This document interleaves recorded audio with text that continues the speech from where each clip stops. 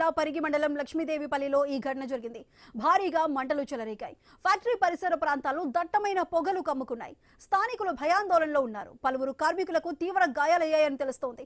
వారిని రహస్యంగా హాస్పిటల్కు తరలించారని తెలుస్తోంది. ప్రమాదాన్ని కప్పిపుచ్చేందుకు కంపెనీ యాజమాన్యం ప్రయత్నిస్తోందనే ఆరోపణలు వస్తున్నాయి.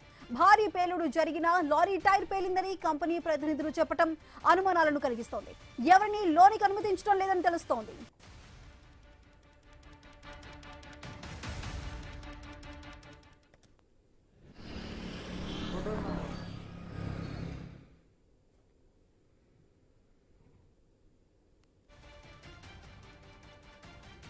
సుగుణ స్టీల్ ఫ్యాక్టరీలో భారీ పేలుడు కలకలం రేపింది. దానికి సంబంధించిన విజువల్స్ ని మనం చూస్తూనే ఉన్నాం.